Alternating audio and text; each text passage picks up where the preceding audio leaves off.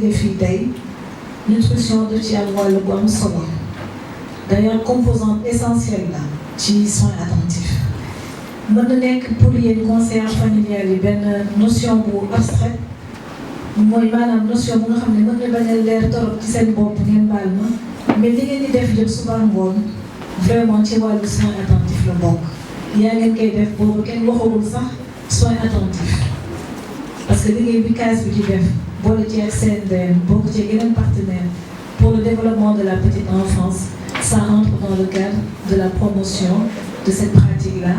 en rapport avec les soins attentifs qui sont accordés à l'enfant. Aujourd'hui, le gouvernement du Sénégal dafa taxaw temm ne bëggatul ci réew mi yëpp mu am benn xale bu juddu te màggul màggaay bi war ndax yaakaar bi yaay ji di am si moom yaakaar bi waa gox bi di am si moom yaakaar bi dëkk bi di am ci moom. Je voudrais féliciter les conseillères qui paraît que globalement vous avez 350 actuellement. Cela veut dire que cela nécessite un programme, cela veut dire que cela nécessite un budget, cela veut dire que cela nécessite des personnes ressources de qualité qui sont formées pour que vous puissiez avoir un impact, que les programmes puissent avoir un impact sur la société. Mais je suis venue aujourd'hui tey sax dama ñëw parce que il s'agit de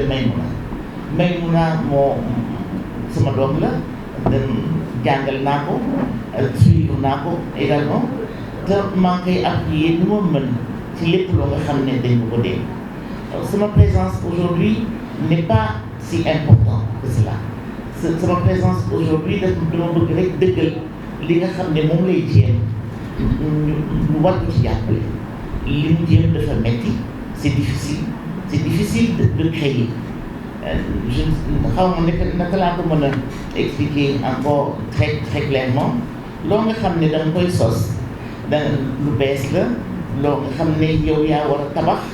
programme yi nga xam ne danañ mën a comprendre li nga bëgg def ak fa nga bëgg jëmale cible bi nga xam ne moom lañ la dénk c'est une charge très difficile mais bi ma leen dégg naa la coordonnatrice de ces conseillères venant de Saint-Louis c'était très impressionnant. Je suis très impressionnée par le fait que dañu am ay difficultés c'est clair c'est évident amuñu salaire ba ca war amuñu attention ba ca war non plus et li leen di laaj moo ëpp importance ci li nga xam ne ñu ngi koy jéem a tabax pour l'avenir de ce pays parce que loolu ngeen leen dégg muy xale yi des enfants de 0 à 3 ans vous dites mais moi je vais même au-delà parce que finalement li ñuy commencé bu xale bi juddoo wala même bu xale bi laata juddu moom ngeen war a dëgëral moom ngeen war a jox force pour que lii nga xam ne dañ ko bëgg suñu personne suñu capital humain ici au Sénégal ñu mën ko def donc maa ngi gërëm ñëpp ñi fi toog les conseillères et les conseillers maa ngi gërëm Maymouna mi nga xam ne mi ngi jéem jox leen ubbite ko nga xam ne seen liggéey daañu ko gis la visibilité de votre travail la lisibilité aussi de votre travail au sein du gouvernement c'est extrêmement important parce que yéen lépp war a jógee parce que li ñu leen dénk suñu réussir plus tard c'est que yéen li ñu leen dénk réussir ngeen donc man leen gën a julli rek ne leen dañ leen war a jox de l'importance dañ leen war a jox seen gën jox leen seen jumtukaay yi nga xam ne moom ngeen soxla pour liggéeyal ëllëg réew bi parce que ressources humaines yi ngeen di tabax ñooñuy amee déwén ñooñuy amee plus tard ñooñuy amee dans l'avenir.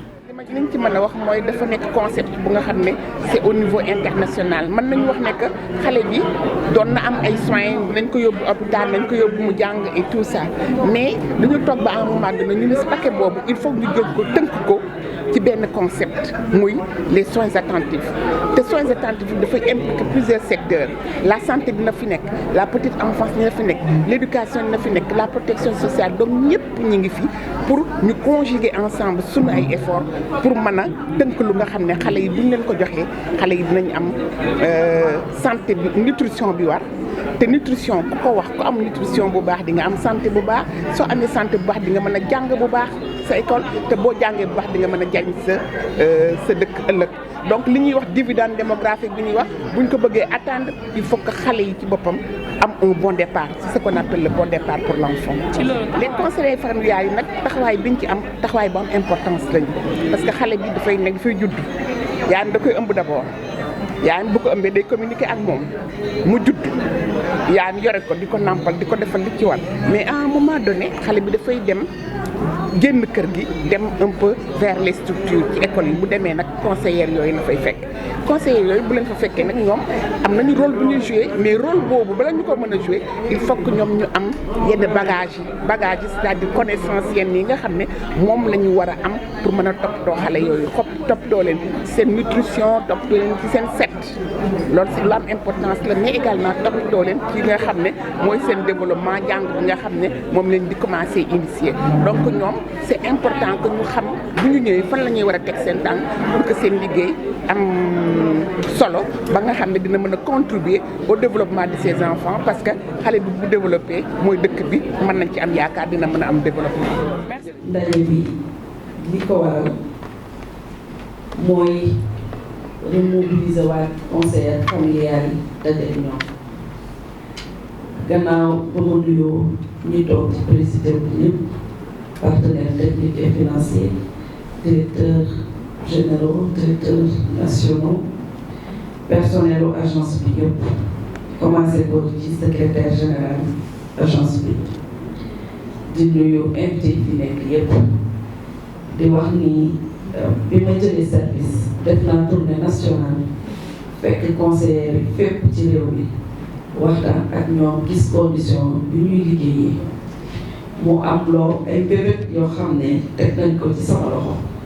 bi ma ñëwee ba léegi nag maa ngi ci xalaat ba xam naka lay def ba améliorer seen condition de travail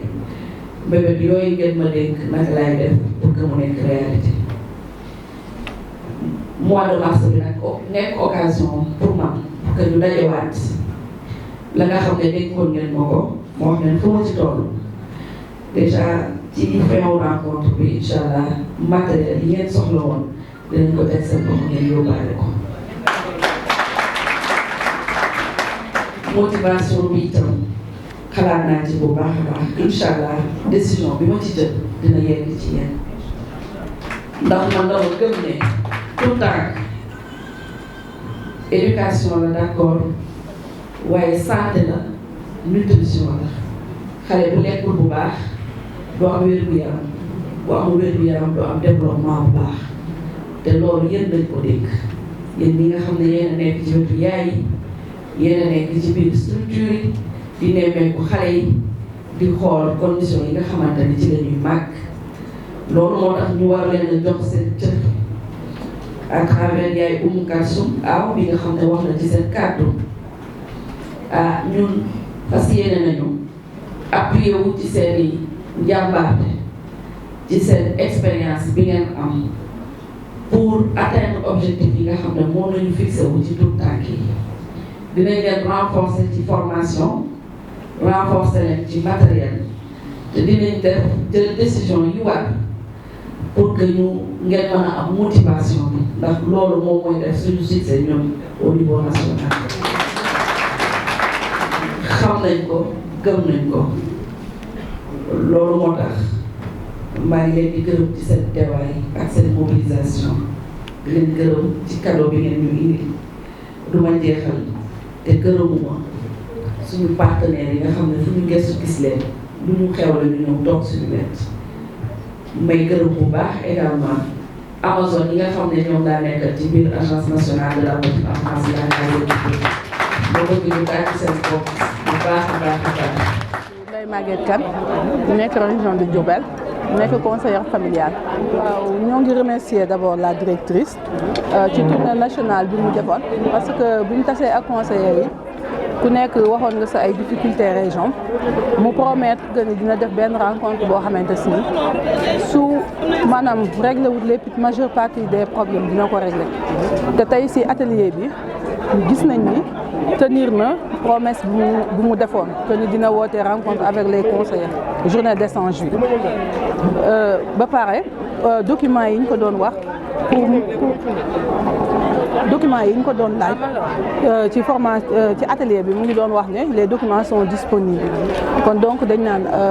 liñ doon xaar tey liñ doon xaar moom prononcé wu na ci ne leen tamit dinañu jàppale ci motivation yi dinañu jàppale ci formation yi loolu moom wax na ko tey loolu noonu doon xaar ci moom vraiment. Aïssata Ba xanaa jotaay bi mooy ñëw rek dajeek directrice case des tout-petits